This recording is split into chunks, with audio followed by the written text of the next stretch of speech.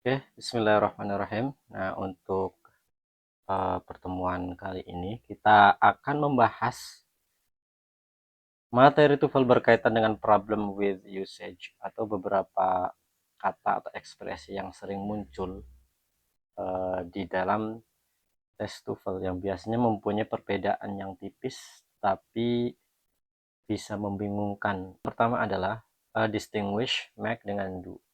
Jadi kita harus membedakan penggunaan make dengan do di dalam kalimat berbahasa Inggris. Nah, yang perlu kita perhatikan adalah bahwa kata make itu memiliki arti creating dengan constructing. Artinya dia membuat atau menyusun. Artinya yang perlu perhatikan adalah di dalam kalimat itu ada aktivitas yang menciptakan sesuatu atau menyusun sesuatu atau tidak.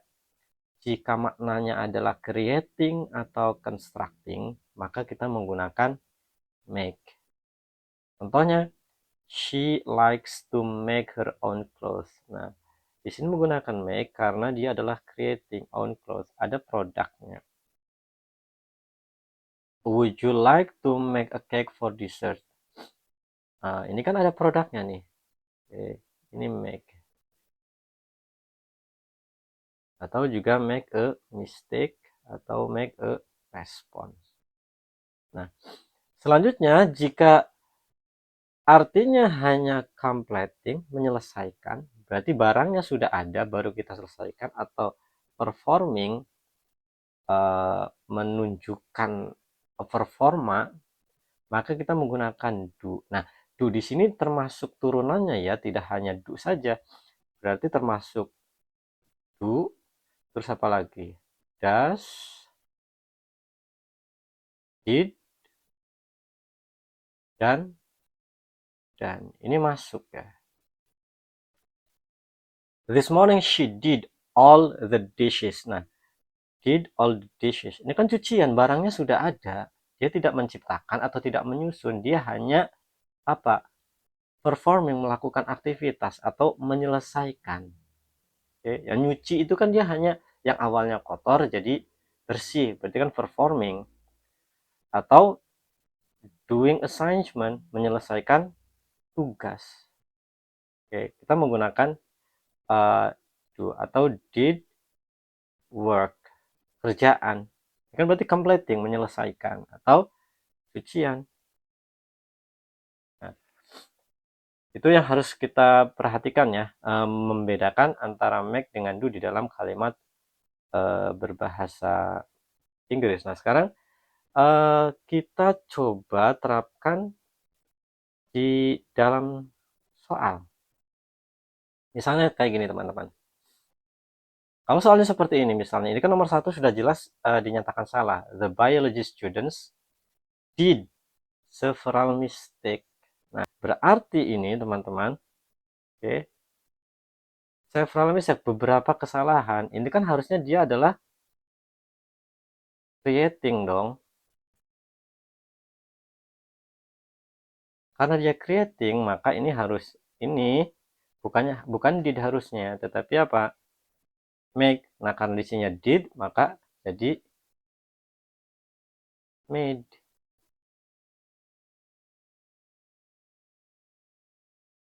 Itu untuk nomor 1. Nah, sekarang nomor nomor 2 sudah jelas benar ya, teman-teman. Sekarang kita langsung ke nomor 3. No matter what job she has, she always makes her best, yang terbaik. Itu kan berarti tidak ada creating di situ, teman-teman. Tidak ada apa constructing, dia adalah performing. Maka ini harusnya adalah does. Maka ini salah, teman-teman.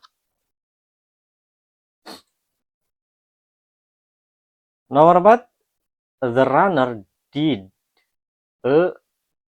Nah, ini ada kalau model-model kayak gini, ada a difference, a strong effort, itu pasti made karena dia creating. Terus Yang kelima, it is comforting to think that your work can make a difference. Nah, tadi sudah saya jelaskan ya, ini sama kayak ini teman-teman. Kayak yang nomor 4. Can make, oke, berarti sudah benar teman-teman. Sekarang teman-teman bisa coba latihan untuk mengisi nomor 6 sampai nomor 10 ya. Ya, perhatikan pokoknya kalau make itu creating atau constructing. Jadi membuat atau menyusun. Artinya ada produk jadinya. Ada hasil baik berupa produk konkret ataupun berupa abstrak ya.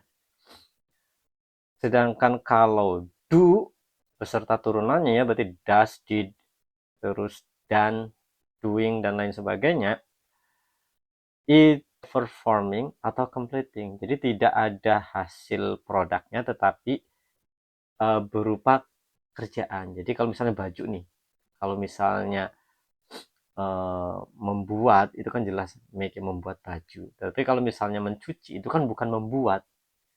Dia hanya perform dari yang kotor menjadi bersih. Nah, begitu ya teman-teman. Silakan diisi nomor 6 sampai 10.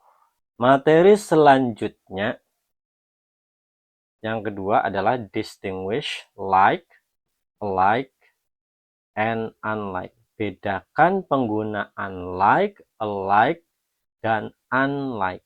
Nah, kita lihat di sini teman-teman. Like dan alike itu dia sebagai adjektif, artinya adalah mirip. Oke. Kita perhatikan juga cara penulisannya teman-teman ya. Berfungsi sebagai adjektif di sini. Nah, like digunakan sebelum kata benda. Sedangkan alike digunakan setelah linking verb. Ya, linking verb itu apa sih teman-teman? Teman-teman bisa cek ya. Nanti linking verb itu ada be.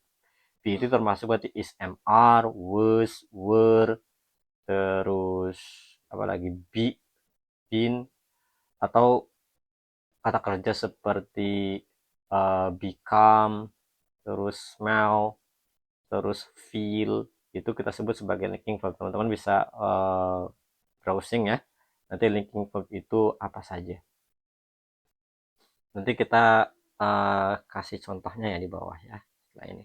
Nah, sedangkan like dan unlike yang posisinya sebagai preposisi, sebagai kata depan, yang like ini artinya seperti, sedangkan unlike itu beda.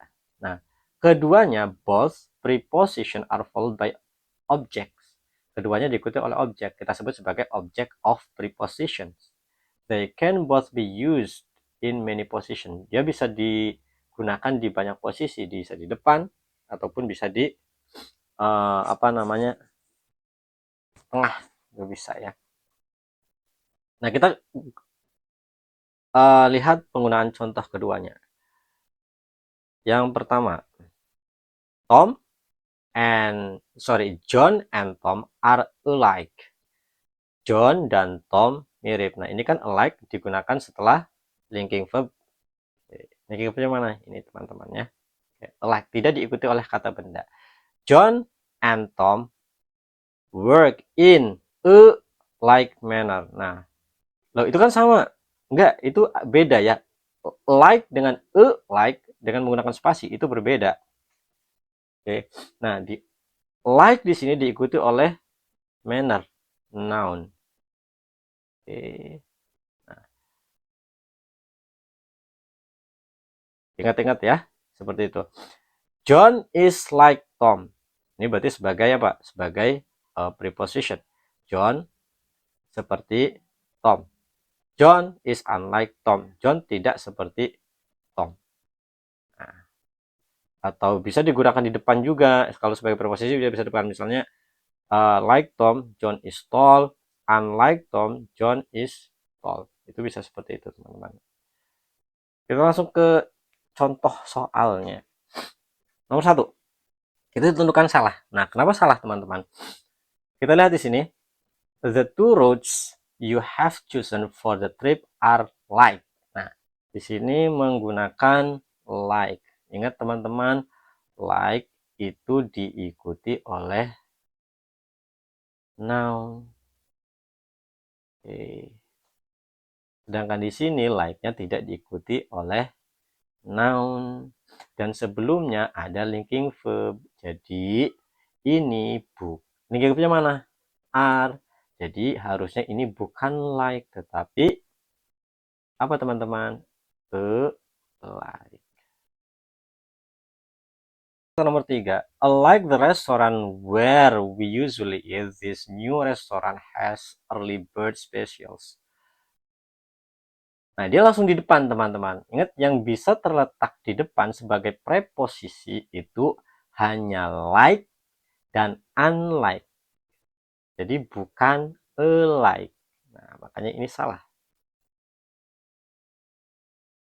Selanjutnya, nomor 4, unlike the traditional red fire engines, the new fire engines are yellow. Nah, ini unlike terus di sini gitu ya. Oke, berarti ini sebagai preposisi, terus the traditional red fire engines sebagai object of preposition. Berarti ini nah, teman-teman. Nomor 5, the two girls were embarrassed because they were wearing alike dresses. Nah, ini ada alike, teman-teman. Oke. Nah, hati-hati teman-teman ya. Alike itu tidak diikuti oleh kata benda. Nah, sebentar di sini ada kata bendanya. Dress. Nah, supaya benar, ini tinggal kita kasih spasi. Jadi, alike dress menjadi a like dress. Oke. Nomor 6 sampai 10 bisa diisi ya sebagai latihan. Yang terakhir di materi ini adalah distinguish other, another, and others. Oke, bedakan penggunaan other, another, dan others. Nah, ketiganya artinya adalah yang lain. Nah, tetapi ketiga kata ini memiliki penggunaan yang berbeda. Kita langsung lihat materinya ya, teman-teman. Pertama, indefinite. Indefinite itu berarti tidak tentu. Oke, misalnya dia bisa digunakan untuk kata yang tunggal singular atau plural jamak. Kita lihat ya. Yang pertama adalah menggunakan another. Nah, another ini bisa diikuti oleh kata benda. Oke. Nah, kalau diikuti kata benda, maka posisinya sebagai adjektif, kata sifat. Jadi, I have another book, another-nya itu sebagai adjektif. Adjektif dari apa? Dari book. Indefinite itu berarti artinya adalah tidak pasti. I have another book. Buku yang mana? Ya nggak tahu. Mana aja. Yang penting buku yang lain. Atau I have another sebagai kata ganti. Jadi, kata book-nya itu tidak perlu dimunculkan. Artinya sama tetap ya. Kedua, ketika indefinite untuk kata benda yang plural. I have other books. Oke, lihat ya, karena ini plural, maka books-nya ada S-nya ya. I have other books. Ini sama, other-nya posisinya sebagai adjektif, kata sifat. Atau I have others. Nah, bukunya tidak disebutkan, tetapi other-nya kita tambahkan S. Oke, dia posisi sebagai kata ganti. Nah, sekarang untuk yang definite, oke, kita tambahkan the ya. Oke, dan ini lihat teman-teman. Jadi other bisa juga digunakan untuk yang singular tetapi definite. Jadi bedanya dengan yang di atas, I have another book. Saya butuh buku yang lain. Buku apa? Ya buku apa aja. Tapi kalau saya sudah ngomong I have the other book, berarti buku yang saya maksud udah spesifik. I have the other book. Masih sama, the other-nya itu sebagai apa? Sebagai adjektif. Nah, kalau book-nya kita buang, berarti I have the other. Sedangkan ketika yang plural, I have the other books. Ketika kata books-nya dihilangkan, maka I have the others. the others-nya ada s-nya. Itu yang perlu diperhatikan teman-temannya. Kalau sebagai adjektif berarti dia diikuti kata benda. Kalau sebagai pronoun kata ganti berarti dia tidak perlu diikuti kata benda. Nah, kalau yang singular tidak ada masalah, kita tinggal menghilangkan kata bendanya. Yang agak berbeda itu yang plural. Jadi yang plural atau yang jamak, ketika kata bendanya kita hilangkan, maka s-nya berpindah. Oke. Other books, other-nya tidak ada s-nya, books-nya ada s-nya. Tetapi kalau books-nya kita hilangkan, others-nya ada s-nya. Oke, begitu juga yang di bawahnya teman-teman ya. Langsung kita contoh soalnya. Nomor 2 itu sudah dinyatakan salah teman-teman. Pertanyaannya kenapa salah? Kenapa salah teman-teman? The waitress will bring you the another bowl of soup if you want. Another ini tadi digunakan untuk apa teman-teman? Dia digunakan untuk indefinite. Oke. Ya kan? Atau tidak tentu, maka dia tidak membutuhkan the. Oke. Gampang ya teman-teman? Nomor 3 teman-teman. You should pack another pair of shoes in case that pair gets soaked. Nah, kita garis bawahi langsung another pair of shoes. Hati-hati teman-temannya, meskipun shoes-nya ini jamak, tetapi ini satu rangkaian pair of shoes, sepasang sepatu. Jadi hitungannya tetap satu teman-teman. Maka another itu sudah betul bisa digunakan untuk yang singular. Oke, hati-hati ya, pair of shoes. Itu meskipun shoes-nya jamak, tetapi dihitungnya tetap satu, sepasang. Nomor 4. It is difficult to find others workers. Nah, others workers. Ingat teman-temannya, kalau others digunakan sebagai adjektif, maka yang jamaknya adalah yang jamaknya adalah kata bendanya. Others-nya tidak perlu pakai s. Nah, karena di sini ada kata benda workers dan jamak, maka others-nya tidak perlu menggunakan s. Maka 4 ini salah.